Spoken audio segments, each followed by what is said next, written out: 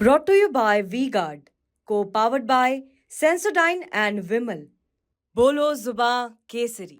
प्रधानमंत्री यहाँ आकर के परिवारवाद पर नहीं बोलते हैं क्योंकि चिराग पासवान के बहनों ही चुनाव लड़ रहे हैं। भारतीय जनता पार्टी आज भी परिवारवाद का विरोधी है। लो वोटर टर्नआउट का क्या मतलब है, क्योंकि पहले दो चरण में देखा गया कि मतदाता उदासीन दिखे। कांग्रेस गठबंधन, इंडी गठबंधन के लोग हैं जो अल्पसंख्यक समाज को भी अपना वोट मानते हैं, जो महिलाओं की कतार रहती थी बुरके में, आज देख ले कितना घटा है। आप लोग बार बार नीतीश जी को साथ लेना, नीतीश जी को छोड़ना, ये जो लव हेट रिलेशनशिप, कभी उनके खिलाफ बहुत कुछ बोलना, फिर एन वक्त पर साथ कर लेना। मैं कल भी जो कह रहा था आज भी वही कह रहा हूँ। जब आप सरकार में होते हैं तो बजरंग दल उत्पात कम मचाती है, ऐसे जो संगठन आपके साथ हैं वो कम उत्पात मचाते हैं, और ये बात नीतीश जी खुद कहते हैं जब आपके विरोध में होते हैं। भारतीय जनता पार्टी उस तुष्टीकरण की राजनीति का और उस भय का वातावरण अताताइयों के द्वारा बनाने का विरोध करता है, इसलिए वो दिखाई पड़ता है।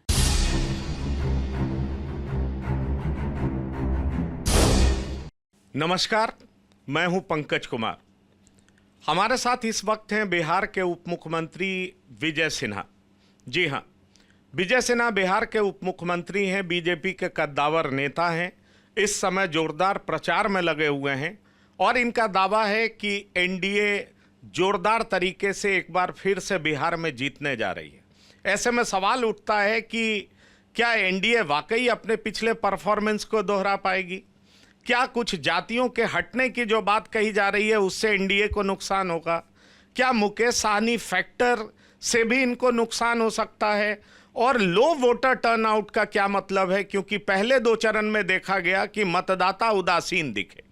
हम इन तमाम सवालों का जवाब इनसे जानने का प्रयास करेंगे कि आखिरकार लो वोटर टर्नआउट आपके फेवर में है या आपके विरोध में है, क्योंकि कहा यह जा रहा है कि मोदी मैजिक उस तरीके से काम नहीं कर रहा है जैसा कि 2019 में कर रहा था। इन तमाम बातों का जवाब हम इनसे लेंगे।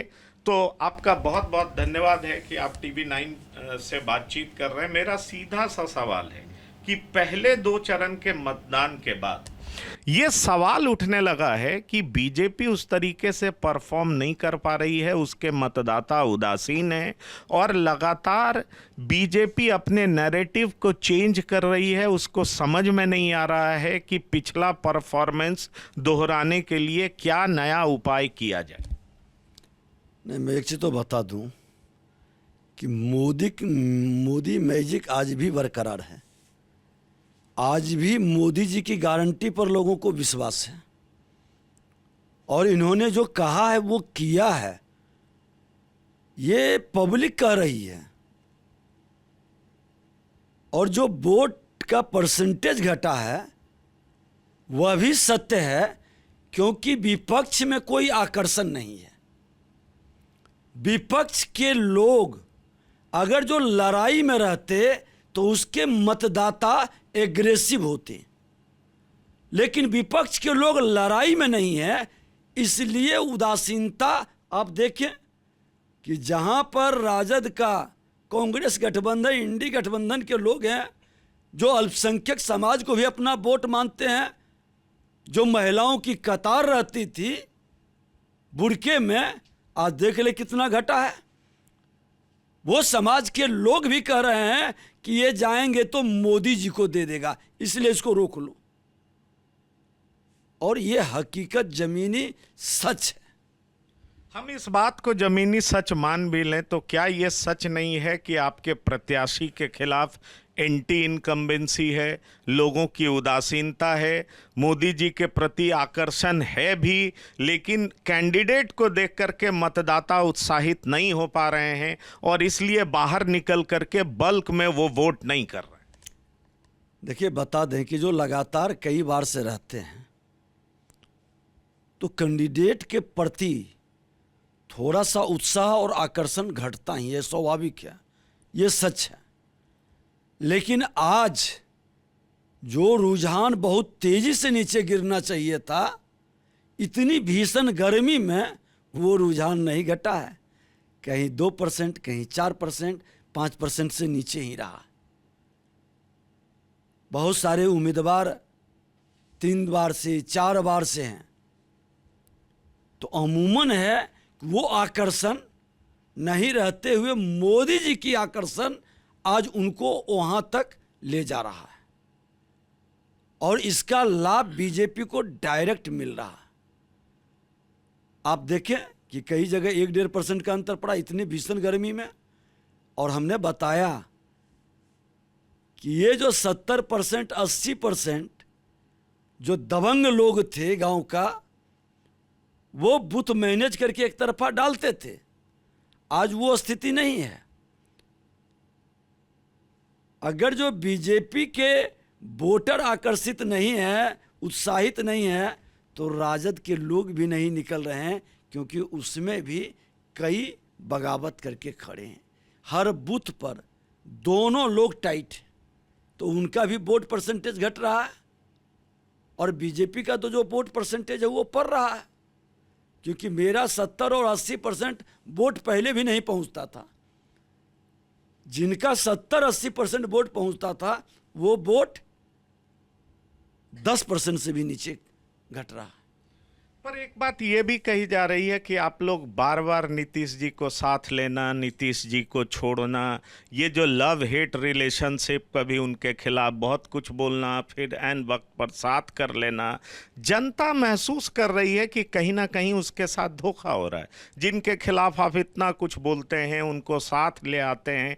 शायद यही वजह है कि जनता को ये महसूस हो रहा है कि ये जो कहते हैं वो करते नहीं हैं, और बिहार में इनका बहुत ज़्यादा दिलचस्पी नहीं है, क्योंकि कुछ दिन पहले नीतीश जी के खिलाफ कुछ बोल रहे थे, आज कहते हैं कि ये सबसे महान नेता हैं, ये विकास पुरुष हैं। शायद जनता इसलिए भी उदासीन दिखाई पड़ रही है।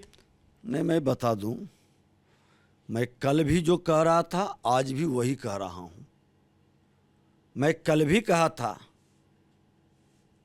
कि श्रद्धेय अटल बिहारी वाजपेयी जी ने जंगल राज को समाप्त करने के लिए, बिहार में सुशासन लाने के लिए अपने कैबिनेट के मिनिस्टर माननीय नीतीश कुमार जी को बिहार भेजा था।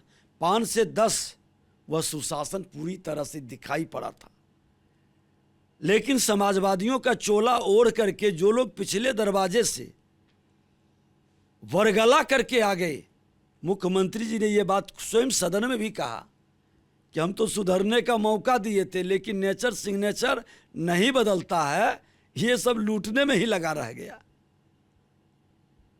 इसलिए ये लोग कभी नहीं सुधरेगा, इसके साथ अब कभी नहीं जाना है, ये मुख्यमंत्री कहे।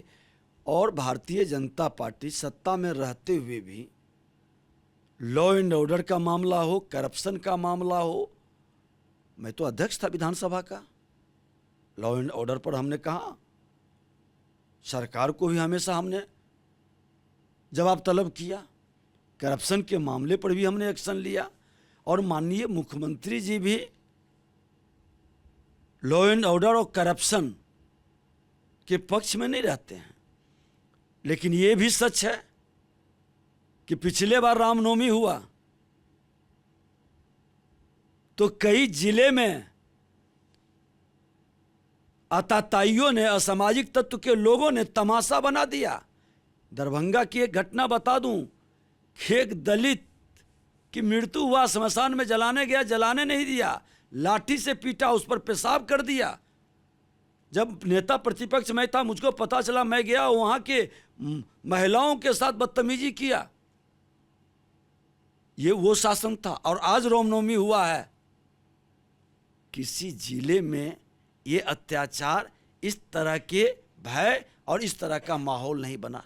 तो अंतर क्या था? मुख्यमंत्री उस समय भी माननीय नीतीश कुमार जी थे, लेकिन उनके साथ जंगल राज वाले लोग थे, और आज उनके साथ सुशासन वाले लोग हैं। ये अंतर है। और मुख्यमंत्री जी भी ये फील करते हैं कि वो जब जब आता है, अपराधी का, भ्रष्टाचारी का मनोबल बढ़ जाता है, और उसको कहीं ना कहीं वो लोग संरक्षण करता है। मेरा इस पर सवाल सीधा सा है। कहा यह जाता है कि जब आप सरकार में होते हैं तो बजरंग दल उत्पात कम मचाती है, ऐसे जो संगठन आपके साथ हैं वो कम उत्पात मचाते हैं, और ये बात नीतीश जी खुद कहते हैं जब आपके विरोध में होते हैं। तो इसलिए सवाल ये उठता है कि सरकार में होने की वजह से आपकी जिम्मेदारी बढ़ जाती है और इसलिए इस तरह की घटना नहीं घटती है। मेरा ये सवाल है। दूसरा सवाल जो बार बार आज भी तेजस्वी यादव अपनी सभा में कह रहे थे कि बीजेपी के मुंह से महंगाई, बेरोजगारी, नौकरी, ये सब तरह की बात निकलती ही नहीं है, और हमने 17 महीने में 5 लाख लोगों को नौकरी दी। ये जब हम विपक्ष में थे इस तरह की बात करते थे तो ये लोग कहते थे पैसे कहां से लाएंगे, और हमने 17 महीने में करके दिखाए। तो सवाल ये गंभीर उठ रहा है कि आपने नौकरी नहीं दी, वो सरकार में थे उन्होंने नौकरी दी। सवाल ये भी उठता है कि आप विपक्ष में रहते हैं तो उत्पात ज्यादा होता है और सरकार में होते हैं तो आपकी मजबूरी होती है, इसलिए रामनवमी में इस तरह की घटना नहीं घटती। नहीं, मैं बता दूं आपको कि दरभंगा में जो घटना का हमने जिक्र किया वो न बजरंग दल से जुड़े थे, न हमारे संघ परिवार से जुड़े थे, न वो बीजेपी के कार्यकर्ता थे। भारतीय जनता पार्टी उस तुष्टीकरण की राजनीति का और उस भय का वातावरण अताताइयों के द्वारा बनाने का विरोध करता है, इसलिए वो दिखाई पड़ता है। वैसे मानसिकता को रोकने का प्रयास आज सनातन के संतानों को लज्जित करने का, उनके धर्म ग्रंथों पर विवादित टिप्पणी करने का, उनके धर्म गुरुओं को अपमानित करने का, उनके देवी देवता को बारे में भ्रम फैलाने का, ये मानसिकता का विरोध करना, क्या ये धर्मनिरपेक्षता पर चोट है? और धर्मनिरपेक्षता में संविधान में कहाँ लिखा है कि अपने धर्म को अपमान कर करके आप सबसे बड़े धर्मनिरपेक्ष बनोगे? ये मानसिकता को मैं सत्ता में भी रहता हूँ तो मॉनिटरिंग करता हूँ और विपक्ष में भी रहता हूँ।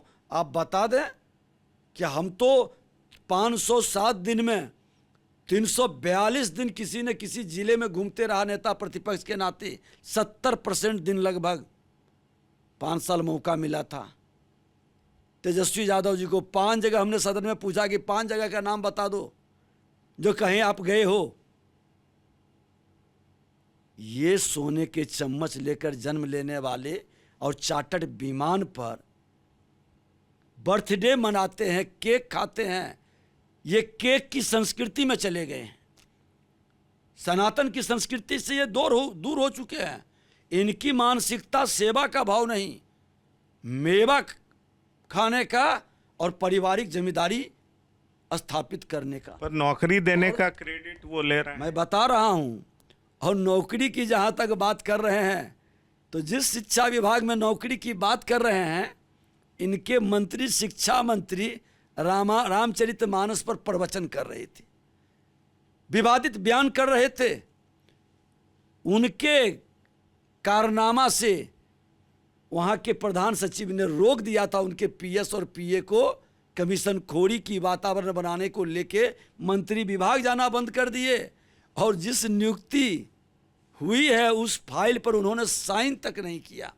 और तेजस्वी यादव जी जो क्रेडिट लेना चाहते हैं, जब उनके मंत्री का कोई इंटरफेरेंस नहीं था, 5 विभाग तो तेजस्वी यादव जी के पास था। और सबसे ज़्यादा तो ये पथ निर्माण विभाग में बैठते थे, 2 बार उप मुख्यमंत्री रहे। पथ निर्माण विभाग को लगा कि ये विभाग पूरा हमारा, एक नौकरी नहीं दिया, एक नौकरी नहीं दिया। अगर जो नौकरी देने वाले ये मसीहा बन रहे हैं तो अपने 5 विभाग में क्यों नौकरी नहीं मिला? अरे झूठा भ्रम फैलाते हो। सिर्फ कमीशन तसीलने का, ट्रांसफर पोस्टिंग में वसूली करने का, ठेकेदारों को मैनेज करने का, इस काम के अलावे इनके लोग क्या किए? और हम जब सत्ता में आए, अब पीएचडी विभाग हमारे जिम्मे 1100 टेंडर जिसमें मैनेज करके लोगों ने लूटा था, एक बार में रद्द कर दिया। और आज अगवानी पुल में भी इतनी बड़ी घटना को लिपापोती कर करके और उसके भ्रष्ट पदाधिकारी को प्रमोट किया विभाग के मंत्री के नाते। नैतिकता की बात करते हैं और बहाली की बात करते हैं, जो पैसे पर अपने ईमान को, अपने धर्म को, अपनी व्यवस्था को हमेशा गिराने का काम किए हैं। क्यों विभाग में एक नौकरी नहीं मिला? आप ढोल पीट रहे हैं कि हमने बहाली कर। शिक्षा विभाग में वो तो प्रक्रिया के तहत जब हम लोग थे उसी समय चल रहा था। 6ठे चरण के बाद 7वां चरण की प्रक्रिया उस समय आई थी। 6 चरण तो पहले पूरा हुआ था। ये कहां थे उस समय? ये भ्रम फैलाने का, बरबोले बाप का बरबोले पुत्र है। इनकी मानसिकता भ्रम फैलाना, समाज के अंदर सामाजिक ताना बाना को तोड़ना और उन्माद पैदा करना और जातीय जहर के लहर के कहर से बिहार को बर्बाद करना, यही इनके पास विजन है, यही इनके पास मिशन है। उसी मिशन में ये लगे। अच्छा, ये बताइए, क्या ये सच है कि बीजेपी का एक बड़ा धड़ा मानता है कि नीतीश जी के आने से बिहार में नुकसान हो रहा है, क्योंकि वो अपना करिश्मा खो चुके हैं और ज़्यादातर सीट जेडीयू हारने जा रही है, इसलिए इस बार आपकी संख्या 30 पार करने वाली नहीं है? कई सारे उम्मीदवार उनके हार जाएंगे, उनके खिलाफ ज़बरदस्त एंटी इनकम्बेंसी है, और ये पार्टी आपकी भी मानती है कि नीतीश जी को लाने का कोई फ़ायदा लोकसभा में नहीं होने जा रहा, अकेला लड़ते तो बेहतर।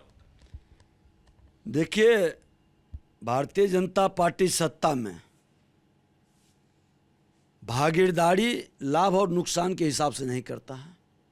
बिहार में मुझको जंगल राज रोकना था जो गुंडा राज में तब्दील हो रहा था, और वो गुंडा राज चरमोत्कर्ष पर पहुंच रहा था। इसको लेकर के हमारे सक्षम नेतृत्व ने निर्णय लिया और सामूहिक नेतृत्व ने निर्णय लिया, और जब निर्णय लेता है तो भाजपा में स्वीकार नहीं करता है, स्वागत करता है, क्योंकि बिहार की जनता का जनादेश एनडीए के साथ था। और इसलिए मुख्यमंत्री नीतीश कुमार जी और प्रधानमंत्री नरेंद्र मोदी जी का जो निर्णय था, वो निर्णय बिहार की जनता को पसंद आया। कहा यह जाता है कि बिहार की प्रदेश इकाई ने विरोध किया था और शीर्ष नेतृत्व ने जबरदस्ती थोप दिया कि नहीं, आपको सरकार उनके साथ बनानी है, और तब यहाँ की इकाई को एक्सेप्ट करना पड़ा, क्योंकि शीर्ष नेतृत्व ने ये अपना ऑर्डर थोपा है बिहार के प्रदेश इकाई पर। देखिए, सच बात है। भाजपा का जो संस्कार और कल्चर है, हमने बता दिया है आपको कि ये न व्यक्ति की पार्टी है, न जाति की पार्टी है, न वंशवादी की पार्टी है। ये सामूहिक नेतृत्व की पार्टी है, और सामूहिक नेतृत्व निर्णय लेता है तो लोग स्वीकार नहीं करता है, स्वागत करता है। सब लोगों ने स्वागत किया है, कोई भ्रम में न रहे, और इस मानसिकता में यहाँ जगह नहीं है, क्योंकि सामूहिक नेतृत्व वर्तमान से ज़्यादा भविष्य को देख के निर्णय लेता है। सामूहिक नेतृत्व चंद्रगुप्त बनाने के बजाय चाणक्य बन करके सुशासन स्थापित करने में भी भूमिका निभाता है। इसलिए ये कहीं भ्रम का माहौल कहीं नहीं है, और बिहार एक नए बदलाव के मुहाने पर खड़ा है। 2024 का चुनाव एक नया बदलाव की ओर स्पष्ट संकेत करेगा। क्या आपके जो एक और घटक दल हैं जिन्होंने कई ऐसे प्रत्याशी दिए हैं जिन पर सवाल उठ रहा है, उससे भी नुकसान हो रहा है आपको? मैं एलजेपी रामविलास की बात कर रहा हूं, चिराग पासवान की जो पार्टी है। क्या आपको लगता है कि उस वजह से, क्योंकि आपने पशुपतिनाथ पारस को जगह नहीं दी, ये एक बड़ी समस्या है? दूसरी बड़ी बात मैं आपके साथ ये करने जा रहा हूँ कि कई जगह पे आपके विरोध में निर्दलीय प्रत्याशी खड़े हो गए, जैसे बक्सर में निर्दलीय प्रत्याशी खड़े हैं, काराकाट में निर्दलीय प्रत्याशी खड़े हैं, जो आपके लिए गले की फांस बन गए। उन सीटों के बारे में क्या कहेंगे जो आपके ही लोग थे लेकिन उनको टिकट नहीं मिला, इसलिए विरोध में खड़े हो गए हैं, और अब आपको लग रहा है कि वो गले की फांस बन गए हैं, वो मानने वाले नहीं हैं? हम काराकाट से पवन सिंह की बात कर रहे हैं, हम बक्सर से आनंद मिश्रा की बात कर रहे हैं। मैं बता दूं कि जिन दोनों व्यक्ति का नाम लिए हैं, ये बीजेपी के न कार्यकर्ता रहे हैं न नेता रहे हैं। दूर दूर तक ये न बूथ पर बैठने वाले लोग रहे हैं, और न बूथ से चल कर करके प्रदेश या राष्ट्रीय नेतृत्व में जिम्मेवारी निभाए हैं। क्या ऐसा है कहीं? उम्मीदवार को लोकतंत्र में खूबसूरती है, कोई भी खड़ा हो सकता है। भाजपा का कार्यकर्ता अपना कमल को देखता है और नेतृत्व को देखता है और सामूहिक नेतृत्व का निर्णय का स्वागत करता है, और जो निर्णय हुआ है वही निर्णय पर कमल का बटन दबेगा और मोदी जी का सुशासन अपार बहुमत से फिर आएगा। ये बता देते हैं वोटर अब हमसे आपसे ज़्यादा चालाक और तेज है। ये लोकतंत्र की धरती है, लोकतंत्र की जननी है ये बिहार। यहाँ का एक एक कार्यकर्ता दूसरे राज्य के बड़े बड़े नेता से ज़्यादा पॉलिटिकल है, इसलिए यहाँ ये भरमाने का जगह नहीं बचेगा। आप रिजल्ट के बाद देख लेंगे। कहा यह जा रहा है कि इस बार कोई मुद्दा आप चस्पा नहीं कर पा रहे हैं जनता के दिलो दिमाग में। राम मंदिर का मुद्दा लोगों के दिलो दिमाग में वैसा बैठ नहीं रहा है जिस तरह की आपको उम्मीद थी। और अगर विपक्ष की बात करें तो विपक्ष बार बार आरक्षण को लेकर के बात करती है, महंगाई बेरोजगारी को लेकर बात करती है, संविधान बचाने को लेकर के बात करती है, और इस पर कहीं ना कहीं आप डिफेंसिव हो जाते हैं। आप हिंदुत्व पे लड़ना चाहते हैं, वो जाति पाति को आगे करते हैं, वो आरक्षण को आगे करते हैं। और चूंकि राम मंदिर का मुद्दा चस्पा नहीं हो पा रहा है, जो आप सोच पा रहे थे कि एक भयानक सेंटिमेंट्स जगेगा लोगों के बीच में, वैसा नहीं हो पा रहा है। इसलिए पहले 2 चरण में आपकी स्थिति अच्छी नहीं कही जा रही है, क्या सही बात? देखिए, सच्चाई यही है कि भाजपा राष्ट्रवाद की मुद्दा पर चुनाव लड़ता है, विपक्ष जातिवाद की मुद्दा पर चुनाव लड़ता है। भाजपा सबका साथ सबका विकास की बात करता है, ये तुष्टीकरण की राजनीति की बात करते हैं, और ये विचारधारा की चर्चा है लोगों में कि आधी आबादी अंधेला में था, मोदी जी आए तो हर घर में रोशनी पहुंचाए, बिजली पहुंची।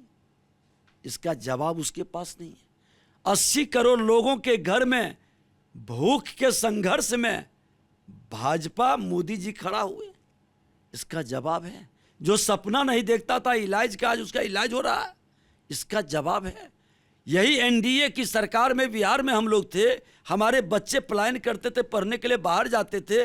आज जिले के अंदर engineering college, polytechnic college, ANM college, GNM college, पारा मेडिकल, आईटीआई, हर पंचायत के अंदर उच्च विद्यालय। ये विकास की गति लोग को दिखाई पड़ रहा है। एक विभाग का बताए, दूसरे को ये कहाँ। हमने कहा 15 साल माता पिता का शासन और 5 से 6 साल मुख्यमंत्री नीतीश कुमार जी के साथ 2-2 बार उप मुख्यमंत्री रहे। आप गिनती गिनाओ, एक विजन, एक काम जो आपकी कारण वो काम चमका या बढ़ा, ये 0 पर आउट होंगे, एक भी सीट नहीं मिलेगा। और सबसे बड़ा आश्चर्य होगा कि इनके परिवारवाद की जिम्मेदारी समाप्त हो जाएगी इस बार। आरक्षण का व्यवस्था जो ये चर्चा करते हैं, अपने परिवार के अलावे किसी को आरक्षण नहीं दे सकते। एक विधानसभा में इनका बेटा नेता प्रतिपक्ष, विधान परिषद में इनकी पत्नी चुनाव लड़ेगी, छपरा में इनकी बेटी, पटना में इनके बेटा। पटना में कौन भागा था? अपने जाति के भी हित में ये काम करते हैं क्या? अरे वो तो हनुमान थे, रामकृपाल यादव खुल के कहते थे मैं लालू प्रसाद यादव का हनुमान हूँ। उस हनुमान को इन्होंने क्या कहा कि मेरा चप्पल जूता तो उठाया, अब मेरी बेटी का उठाओ। कहा कि सम्मान से, बिहारी सम्मान से जीता है, और सम्मान पर चोट लगता है तो स्वाभिमान नहीं बेचता है, उस आदमी को छोड़ देता है जो उसके स्वाभिमान को चोट करता है। मेरा अंतिम 2 सवाल है। चूंकि आपने परिवारवाद की बात की, प्रधानमंत्री यहाँ आकर के परिवारवाद पर नहीं बोलते हैं, क्योंकि चिराग पासवान के बहनोई चुनाव लड़ रहे हैं, अशोक चौधरी की बेटी चुनाव लड़ रही हैं। इस तरह के कई उम्मीदवार हैं जो कि बिना किसी क्वालिफिकेशन के सीधा टिकट लिए, क्वालिफिकेशन से मेरा मतलब है कि राजनीति में उनका कोई अनुभव नहीं था, टिकट लिया और चुनाव लड़ गए। इसलिए आप 2 बात करना बंद कर चुके हैं। एक तो अब की बार 400 पार, ये आप नहीं बोलते हैं। परिवारवाद पर बिहार में चर्चा नहीं होती है। क्या माना जाए कि इसलिए नहीं बोलते हैं क्योंकि आपके घटक दल ही परिवारवाद में लिप्त हैं? 400 पार का कॉन्फिडेंस आपका हिल चुका है। क्या इन दोनों बातों में सच्चाई है? कहीं भी दूर दूर तक ये सच्चाई नहीं है। भारतीय जनता पार्टी आज भी परिवारवाद का विरोधी है। गठबंधन के लोग को सीट मिलता है, वो अपने हिसाब से निर्णय करते हैं। और आज श्रद्धेय रामविलास पासवान जी के पुत्र चुनाव लड़ रहे हैं। उनकी बेटी और बेटा और लोग संबंध में आप जोड़ेंगे तो कई लोग हमारे भी संबंधी निकल जाएंगे। तो विजय सिन्हा का संबंधी से परिवारवाद आएगा? एक समाज का जो छोटा सा समाज है उसमें लोग निकलते ही हैं।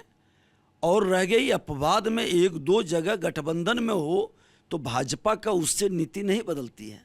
भाजपा अपने नीति पर अडिग है और आज भी उस मुद्दा पर खुल करके बहस हो रही है और चर्चा हो रही है। ये कहीं से और 400 पार तो हम कहाँ बोल रहे हैं? ये तो जनता बोल रही है कि अब की बार 4 जून को 400 पार। ये जनता बोलने लगी है। अंतिम सवाल, बिहार में कितनी सीट जीत रहे हैं? मैं तो बता दिया कि 40 के 40 सीट बीजेपी जीतेगी। एक सीट जो पिछले बार कसर रहा है वो भी कसर इस बार दूर होगा। साहनी और कुशवाहा फैक्टर से कोई नुकसान? मैं बता देता हूं कि कोई फैक्टर काम नहीं करता है। लोग अब भरम में जी रहे हैं। बहुत आगे लोग निकल चुका। डिजिटल इंडिया, डिजिटल भारत बन चुका। 2/3 नौजवान लगभग डिजिटल दुनिया को देख रहा है और बिहार के लोग जाति में फंसे रह रहे हैं। आज नेता कहीं जाते हैं तो वहाँ की जनता चली जाती है। अगर जो ऐसा होता तो श्रीमान लालू प्रसाद यादव, उनकी पत्नी, उनकी बेटी चुनाव क्यों हारती? और इस बार भी हार रही है। नेता के साथ जनता नहीं जाती है, जनता परखती है। आज बता दें कि मैं ही तो चुनाव लड़ा था। लालू जी की सरकार थी, मुंगेर से पूरी दहशत था, जातीय जहर चरम पर था और हर जात के लोग हमने को वोट देके 8 वोट से मुंगेर में लोकल बॉडीज में चुनाव जीत गए थे। जनता में अच्छे लोगों की जामात है जो परखता है, समझता है और तब चुनता है। चलिए, तो ये थे विजय सिन्हा। पूरे तरीके से कॉन्फिडेंट हैं, बिहार के उप मुख्यमंत्री हैं, 40 सीटों पर जीत का दावा कर रहे हैं और साथ ही साथ कह रहे हैं कि ये हम नहीं बल्कि पूरा देश कह रहा है अब की बार 400 पार। सवाल ये है कि पहले दो चरण में कम वोटर के आने के बावजूद इनका कॉन्फिडेंस कहीं से भी कम होता दिखाई नहीं पड़ता है। ऐसे में बीजेपी क्या पिछले परफॉर्मेंस को दोहरा पाएगी? ये सवाल अभी भी बरकरार है। तो आपका बहुत बहुत धन्यवाद सर। तो इस खास एपिसोड में इतना ही। ताज़ा तरीन खबरों के लिए आप लगातार देखते रहिए TV9। धन्यवाद, नमस्कार।